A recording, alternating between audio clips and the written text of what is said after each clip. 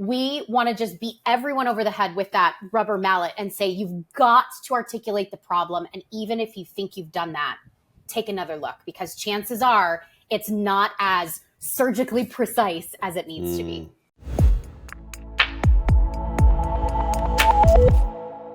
Welcome back to another episode of the Revenue Reimagined podcast.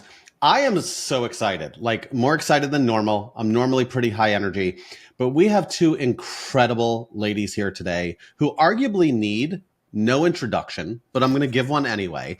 And they are so good at what they do and such a valuable part of the RR arsenal that we're not even going to use last names. We have Annie and Kristin, the co-founders of Decoded Strategies, that is our go-to marketing partner here at RR. We are going to talk all things branding, messaging, marketing, and why what you've done in the past doesn't matter now and why you need to change it. Ladies, thank you so much for joining us.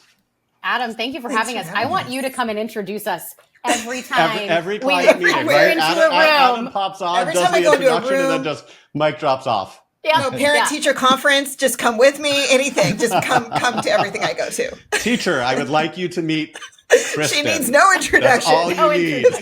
Kristin. That's funny. That's funny. And we get that a lot because of Adam's radio background, but and we let him get a little bit of happiness in the beginning. So. The only credit Joe gives me. He's like, dude, you are really good at the podcast. I'll take it. True. Absolutely. So it's been incredible working with both of you through our journey in messaging and through some of our clients that we worked with together. But for the audience, tell them a little bit about how Decoded came together, what was the origin story around it, and when you guys decided what you guys were doing needed to be done for other founders, companies, startups. Well, I can kind of kick us off there. I think Kristin and I had some real parallel experiences early in our career that have led us here. So neither of us came from like a super traditional sales, marketing, SaaS background. But we met each other through our husbands, who are both artists. We met at a gallery show. We like immediately fell in love with each other. And that has created, a very long-term BFF-dom. And so then we both started to work together at a software company, which was kind of our first foray into that space. And Kristin, I think you do such a good job of explaining like what that was like on day one. And that I think is such a crucial part of our origin. I love all day one software company stories, so I'm here for this. Get ready. I'm here for this. Well, and Annie worked at the software company first, and after her first day of work, emailed me a very lengthy email basically saying, you got to come work here. You have to do this. So I went and someday we'll tell the story about the hiring process and what that was like, but showed up on my first day of work. And we went through the training. It was a lengthy product training. And at the end of the training, I remember, I actually didn't realize it was a sales position. It was but it was one of those tech companies that has like a weird name. So it was basically 3 weeks into the job that I found out I was supposed to sell the software. And at the end of the training, asked one of the leaders of the company and said, okay, so how do I describe this? I know how it works, but how do I describe it? And she said, you know what? It means something different for everybody. So just say what it means for you. And I thought, okay, so I'm supposed to get on cold calls right now, which scares the stuff out of me. It scares me to do that anyway. And I'm supposed to just come up and invent how we describe this kind of complex product. And so that like created a spark in me to figure out how the heck do I figure out how to describe this in a clear and concise way. And I became a product trainer there. And so that then became my job, is not just training people to use the product, but thinking, but how do I help people describe this quickly, concisely, so it grabs people's attention so they don't hang up on us when we call them. So, and then Annie and I were able to share that as we fell in love with this product. But I would say that that company, arguably, I don't know that they have ever really solved the issue of how do I describe this in a clear way. So that sparked a passion, I think, for both of us at that time around this. It's so funny to hear you say that they still likely haven't solved how do you describe this in a clear way. I legit have a Post-it on my computer. And I tell this to every seller we train, every founder we talk to. What is the number one problem your product solves for your prospects or customers? PS, like 20 words or less, not a dissertation. And so many people go, oh, well, we do this and this, and we could solve this, and we could solve. I'm lost. I'm done.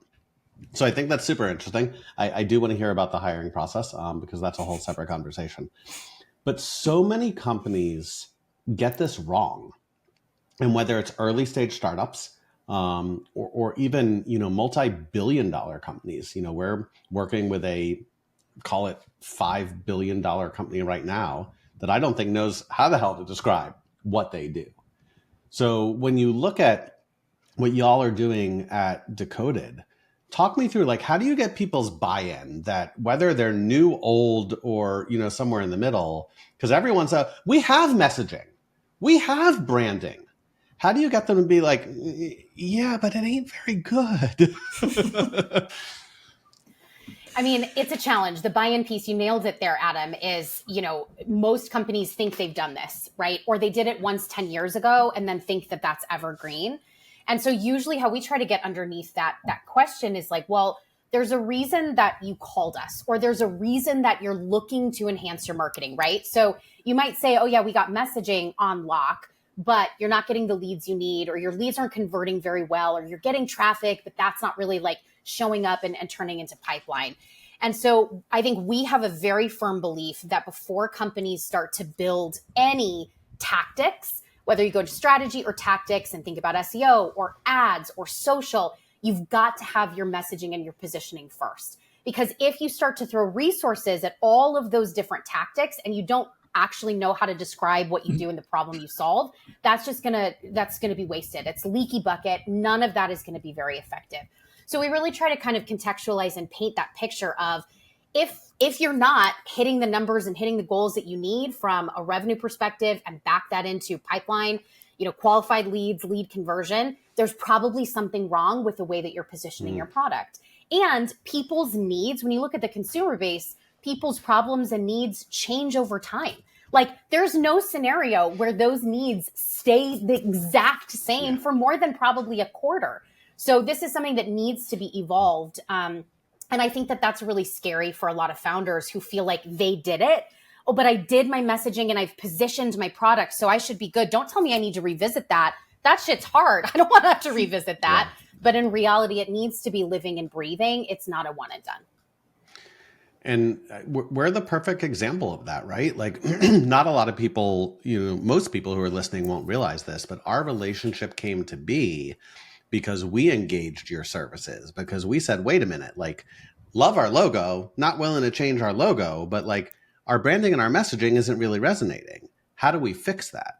So I think it's so true that people are hesitant to make that change. And it's like, oh, I did this once. I mean, sure, I did. I mean, my kid's in geometry now. Like, I learned geometry way back when. I guarantee you it's taught very differently. Now, Dale, not a word. You could talk about something else. Yeah, let's shift into, I'm curious, what's changed over the last 24 months from like a messaging, strategic conversations, branding world, because sales has changed so quickly, but in your world of branding and messaging, how fast does it change? How do you stay on top of it? And how do you differentiate trends from like long-lasting change? Well, I think the first that immediately comes to mind, which is like obvious, this is not going to be a shock to anybody, but because of so much access to Gen AI, there's just so much more content out there. So go back even like 3 years ago, we were already at an inflection point, like as humanity, where we were fielding so much more content on a regular basis than we ever have before. So already it was hard to actually create information, content, marketing, messaging that stood out and that your consumers would retain. Now that's like at some massive multiplier because there's so much more out there, which just means we're retaining less and less. So I think we can't ignore that reality and that fact from just a messaging, positioning content perspective. And we're big believers, Dale, that, of course, a really important part of messaging and positioning is determining what are your true differentiators. How are you different or unique? But a way that you can differentiate is to communicate clearly. And a lot of business leaders and a lot of marketers don't always think down that path. They think, oh, I have to be the cleverest. I have to be the funniest. I have to have a GIF that makes people laugh. But those might get some attention. It's not actually penetrating the brains of the people that we need to help. So just by focusing on clarity, which is not a new trend, it is one that I think probably has, impacted storytellers for all of time, but is all the more important right now. That's the way that you cut through the noise, not by being clever or goofy or using the terrible Gen AI that is just garbage to blast everybody. You got to really cut through with clarity. I think there's two other changes that I'm noticing that kind of build on that. And one is attention spans are only shrinking. And I'm not sure what the tipping point is because we can only, I don't know if it's going to keep going down where at some point we only have 2 words to get people's attention, but attention spans, the more content that people are presented with, the less patience they have for commas in our sentences. And so if people's attention spans are shrinking and markets are only growing more saturated. So in the startup world, in the tech world, it's becoming more and more saturated. So that means if 2 years ago, we had to have a pretty sharp and polished message, today you have to have a freaking scalpel. Like you have to be able to cut through the noise so swiftly and so easily, like a hot knife through butter. And so I would say now with the rise of Gen AI, with shrinking attention spans, with more and more crowded markets, you have to be, every word has to count. And so that's why you have to be so clear in that message from the very top. Every word, every image, everything, right? Because it's like the Instagram 8-second real world that if you don't capture attention immediately. I was just, and Adam will laugh at me, but I was just reading Gary Vaynerchuk's new book, and he's saying if your cover art or your headline image it doesn't get immediate attention, people are just flipping through phones. Yeah. And I start with the assumption that our prospects owe us nothing. Like our prospects don't owe us their attention. And I think a lot of times people make that mistake and think they owe us that. And without actually consciously verbalizing that, and they owe us nothing. So that means they have no reason to not turn their attention away from us. So we better give them a pretty good reason to keep their attention. So you said you have to have a scalpel. And I agree with you, right? Like the days of spray and pray don't work. The days of shitty messaging don't work. The days of sending a GIF of me bopping Dale over the head with a hammer don't work. You have to be. I mean, it might. That one might. Stay tuned. We're launching a video. True story. But you have to be very targeted and very specific. So my question is a little more tactical, without doing a branding workshop. How the hell do you cut through the noise? Because everyone says, oh, we got to cut through the noise, right? We got to speak to our ICP. Our messaging has to be super direct, and you have to speak to pain, and it's got to be 3 paragraphs. And Kristin, I love what you said. The tolerance for commas is fucking 0. No one has that tolerance anymore. You got to be super short. But how do you do it? How do you get a founder or a marketing leader or a revenue leader to cut through that noise in a way that makes sense, that they don't feel like you are watering down their brand? So I have some thoughts on this, and I actually want to introduce a bit of a contradictory thought here, which is length is not necessarily the enemy. So and Adam, I actually think your LinkedIn presence is a perfect example of this, right? Because you aren't writing in 2-sentence posts, right? You're writing in real narrative, but there is a reason that you have become such a prolific writer and a go-to expert in this is the relevance of what you are sharing. Go-to expert. Go-to experts. One might call Adam my sales co-pilot. But it's true, right? You're writing in length, but it is all relevant. So I just want to introduce that the shortened attention spans, I don't think have to only equate to short. It's actually, you have to cut out any filler. And so is it about the hook? Is it about the start? Let's get into that then. Yeah. So one of the big principles that we have that I think underscores all of this is the story that you have to tell as a brand is the story of your customer, not your brand. So we put a big emphasis at the very beginning of any messaging and positioning work to say your customer is the hero of your story, not your brand. And most brands get really lost in, I got to create a value prop. I got to create a, positioning statement. I got to, it's about me. Me. What makes me sound good? What makes me sound cool? And that's where brands start to come at it from the wrong angle of cool, clever, snappy, eye-catching. But when you do that, that's where you start to get lost in the noise, because we're all looking for information that is going to be relevant to us. I don't care how cool your brand sounds.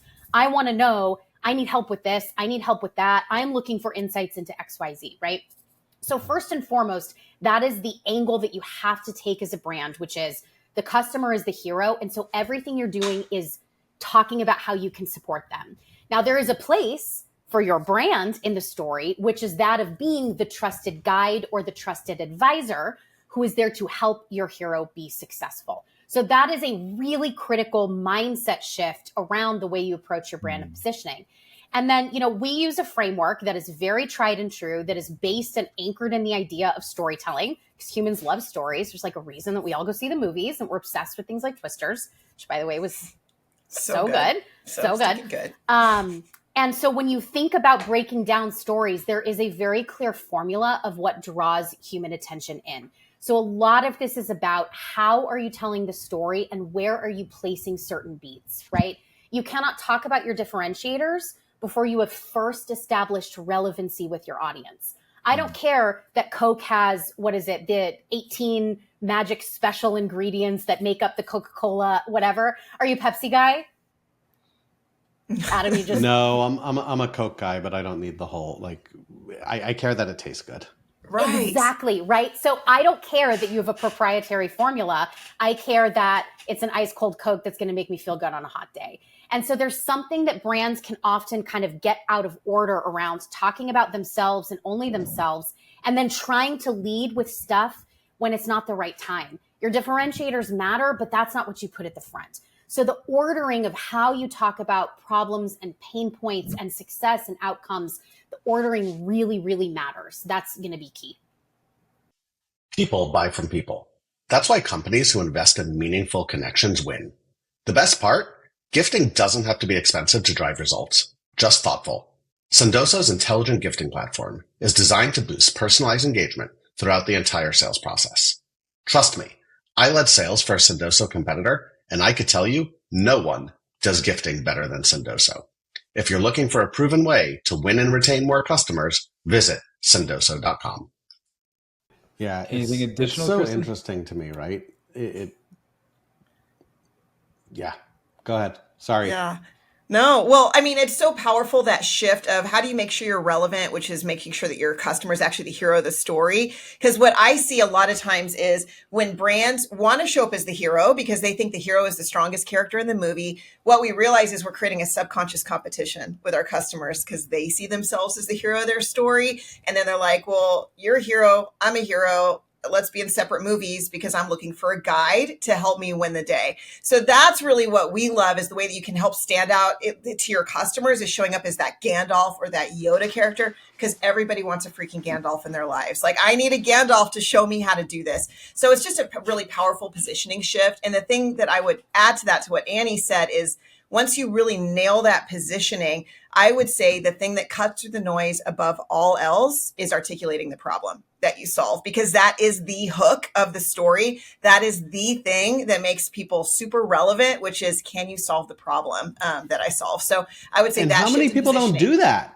Everyone. I was just going to say this. I have this feature, this feature, this feature, Yes. this benefit, but what the F is the problem you're solving? Bingo. You would be, well, maybe you wouldn't be shocked, but we were shocked when we started to really run like large SEO workshops or kind of larger strategy sessions. And if we ask, hey, have you articulated the problem you solve? Everyone says, yep. How do you grade yourself? Oh, I'm an A. I know. And we say, okay, great. So what is the problem that you solve? And either it's, we sell blank. Yep. It's like, okay, that's not the problem. That's what you sell, right? It's your solution. So what's the problem? Oh, the problem is our customers need blank.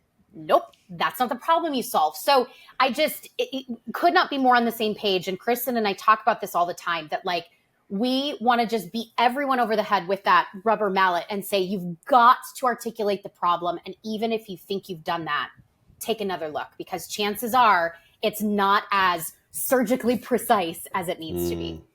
Well, and most people make a huge mistake assuming it's impossible. We solve so many problems. There's not just one problem we solve. So then they remove themselves from the conversation and leave it up to their customers to figure it out. Like that is just putting the wrong ball in the wrong court at that point. So I think the thing that I would want to say is there is a core problem that you solve, shows up in the form of a lot of pain points, but people really disqualify themselves from doing this way too often when it is very solvable. You can do it. You can articulate it.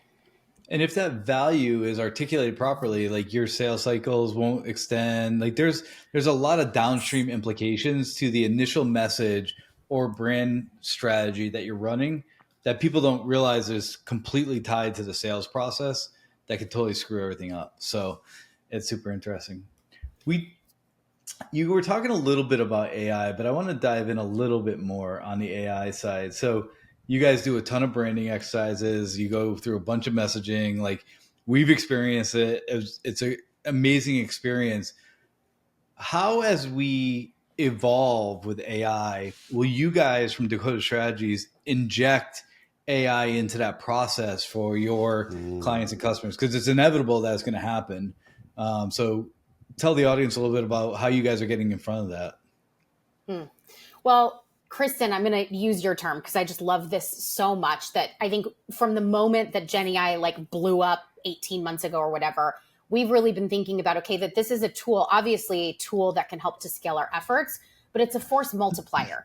So if you have crappy messaging, it's going to force multiply crappy messaging, right? If you have good messaging, opposite side of that. So we're really thinking about like, where are there required human inputs and human decisions that you need to retain, and where can you then use some of these scaling efforts? So there was an experience that we had some number of months ago in a messaging workshop where we were talking about the value proposition, and we have a very specific way that we enter into value props because it can mean so many things to different companies that we really want to refine what that is.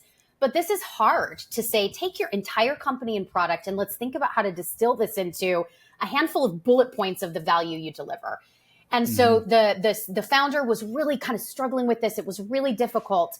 And we saw this like light bulb moment switch where he went from really facing the challenge of trying to distill and communicate this to saying, you know what, I'm just going to ask ChatGPT. And he popped it into ChatGPT. And just in that moment, we saw him go from, I'm going to lean in and I'm going to take real leadership in determining this for my business to I'm going to abdicate this to a tool that can do it for me. And there was something so critical about that moment for us where we realized we need to be really clear and we need to be guides around, look, there are elements of your marketing that require human decision. Because unfortunately with marketing, and I think probably with sales, there's no right and wrong. There's no black and white. There's no, oh, you've got it, or, oh, you're, it's all very subjective. And so where do we need to make sure that we are really harnessing that expertise? And then once you've got your messaging and positioning, holy cow, go forth and conquer with the force multiplier of Gen AI, right? But the upfront decisions about how you want to be known and perceived in the market, the problem you want to be known for solving, that's the stuff that you just cannot abdicate. And unfortunately, we've started to see some of that. But I just say, these are hard things that require, I have my do hard things up here for my A16Z days. Like you got to lean in and you have to face those hard decisions before you can scale and like benefit from this new tool. I really see AI being a fantastic tool for helping companies gather insights and data to inform those key decisions. And so not starting with, okay, let me just type into ChatGPT about what is the problem I solve, but really thinking, okay, so the tech company that Annie and I worked at, where there were 160 employees, 160 different descriptions of what we did, if I could go back in time and conduct an audit of how is everybody answering this question and then talk with the leaders and say, these are the perspectives that we're seeing in the company. Here's the differences that we're seeing. This is why this is a big problem for you. Let's take these insights and let them inform the way we are going to make critical human decisions here. So I really like it for gathering and leveraging insights and data. And at some point, maybe generating content. I'm going to see it. I need to see it get a lot better first, because I see a lot of shitty robot content out there. So I'm not here to say that it's never going to get better. And I know there's a lot of tools that are really good, but for right now, I want to be using it for data and insights. And then we'll see in the future how we can leverage it. What would have been interesting is taking 106, like what people said, in 160 of them, putting it in a spreadsheet, dropping it into ChatGPT, and seeing, of all this stuff, give me a 20-word, value proposition on what you've heard. Yeah. Well, that's interesting. Like, that's like really given what is everybody's perspective. But the thing that I really want to hold is that moment that Annie talks about. I remember it. And I remember seeing the look in his eyes when basically he removed himself and removed his leadership from the process and then abdicated it over to ChatGPT. And that is what I do not want. I want leaders to hold the decisions that are theirs to make, but let that be informed by data instead of, being led by typing it into a tool. Yeah. You mean the ChatGPT content that starts every email with, "Hi, Dale, I hope this email finds you well." You would think someone has like prompted ChatGPT at like the broader level to never start anything with "hope you're doing well." One would hope. one would hope, but it doesn't. I got an email today that was like, "Hi, I hope you're doing well." Oh, Adam, we have to show you the emails we got this week. we got some good ones this week that were along those lines. So many of them, and it's whether it be an email or whether it be branding or whether it be messaging. Like, listen, I love AI. We use a good amount, of AI, but on a more strategic approach to help guide decisions, to help eliminate some manual tasks that are repetitive over and over again. I don't think I've ever used AI to like write me a cold email or like Dale and I were talking yesterday. We had a client offsite yesterday, and like I certainly used AI to help like summarize the thoughts, but then I took everything it gave me and I manually did my recap. If I would have asked AI to build the recap, like it would have been, "Hi, I hope this recap finds you well. Here is the executive summary." Like, you just can't do stuff like that. And even some of the best tools, I still think struggle with that. Like, one of the tools that we were using helps with like subject lines, for example, for a client. And it started with the response was subject line. And their whole premise is you just put it into, like, can you imagine getting a subject line with the subject line, "Annie, hello." Like, it just blows my mind. Wow. When you guys are working with companies, I'm curious, who's harder to work with and get to have that fundamental mind shift? Is it the sales side of the house or the marketing side of the house? Oh, I thought you were going to say, is it Annie or Kristin? Who's harder to work with? Right here, hand raised. They're both wonderful. That's an interesting question, Adam, because honestly, once we present our approach and these ideas that we've talked about here a little bit, like your customer's the hero, not the brand, and clarity and simplicity are going to be in your favor. And there is a time and a way to unravel your story to appeal to people. I have not found a whole lot of resistance to that mindset shift and that approach. I think where it gets challenging and difficult is when there are founders, marketing folks, sales folks, whomever it is across the stack who feel so connected to the company. They've built this with blood, sweat, and tears. They know the magnitude of what this product or what this company can do. And they have a really hard time saying and facing, you may know that is like huge and massive and incredible and life-changing, but you know what? Your top of funnel leads, they don't give a shit about that. They actually do not care about all of those things. They care about, I have this annoyance in my day and I need something to solve it. So that's where I think there's, and not even so much resistance, it's just that is a real challenge to guide a founder or to guide someone who thinks so highly of this incredible brand they've created.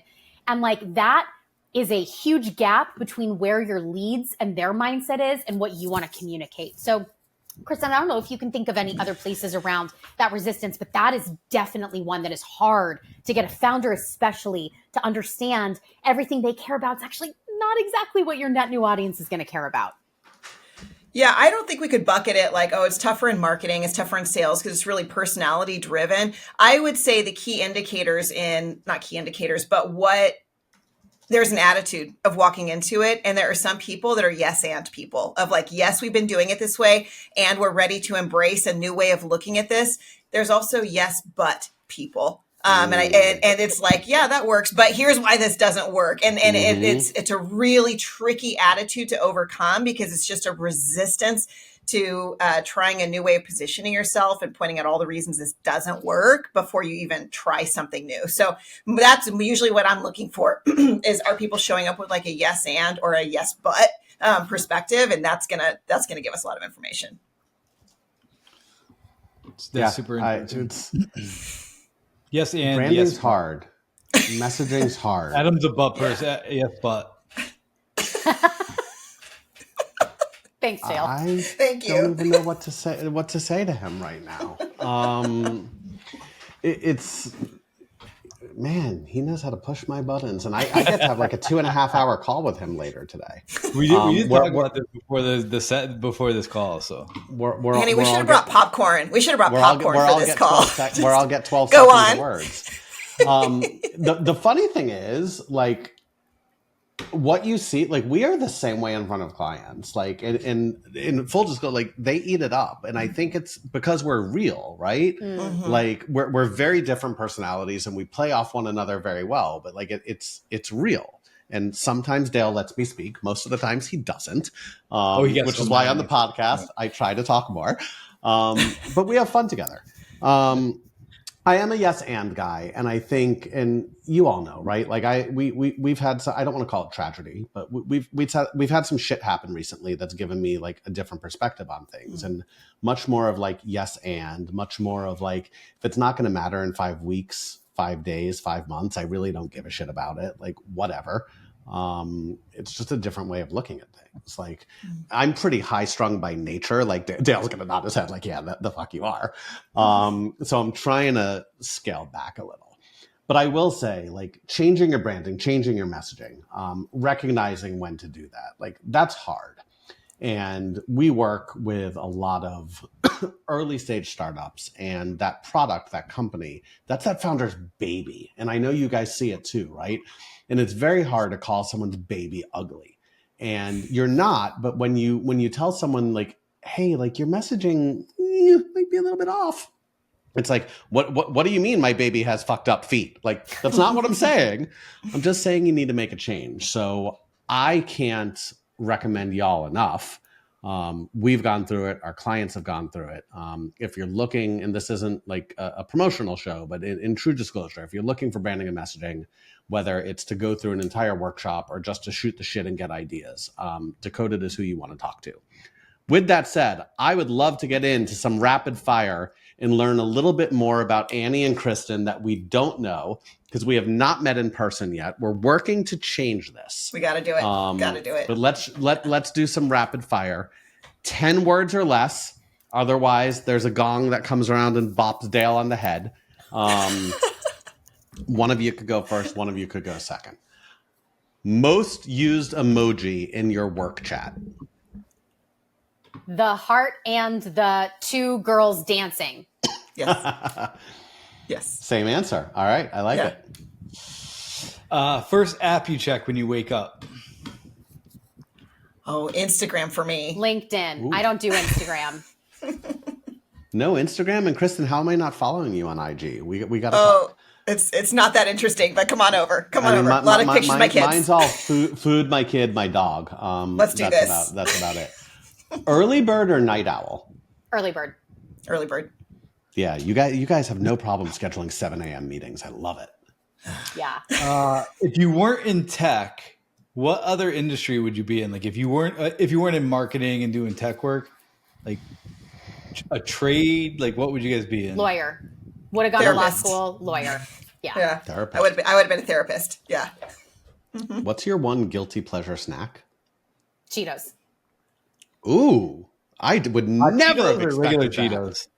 Regular, definitely regular, crunchy. I was going to say crunchy or the nasty puffy things. Crunchy. Oh, nasty puffy things. That's me. No. Cheeto puffs. I can't. If I open the bag, it's gone. So Cheeto Puffs at the beach is my favorite life. Yeah. All right. Okay, last one. Let's wrap this up. Dream vacation destination.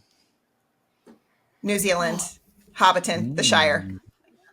Ireland. Nice. Ireland. Yeah. Nice. I want to go to Ireland. What part of Ireland? I'm thinking we do an Ireland offsite. I've Bingo. only really spent time in Dublin, so I want to see everything. I want to see everything. I worked for an Irish company for several years, so I got some time in Dublin, and I just want to see everything. Very cool. All right, y'all. Shameless plug time. I mean, we've plugged you a bit, but where can our folks find you? Where could they learn more about Decoded and engage with all of your amazing services besides Revenue Reimagined /partners? Yes, definitely there as a starting point. Come to our website. We've got a lot of content on the website, both about what we do and also best practices around getting started on a new path with branding and messaging. So decodedstrategies.com. Kristin and I also post a ton on LinkedIn. So please, follow us on LinkedIn, reach out on LinkedIn. We also send out weekly marketing emails with a lot of tips and recommendations about bite-sized things that people can do on the daily. So on our website, you can sign up, reach out to us on LinkedIn, and we would be glad to chat and help everybody out with their messaging. Ladies, thank you so much for coming and hanging out with us. Thank you for putting up with Dale. It is always a pleasure to chat with y'all. We love you guys. you. Thank you so much for having us. This is awesome.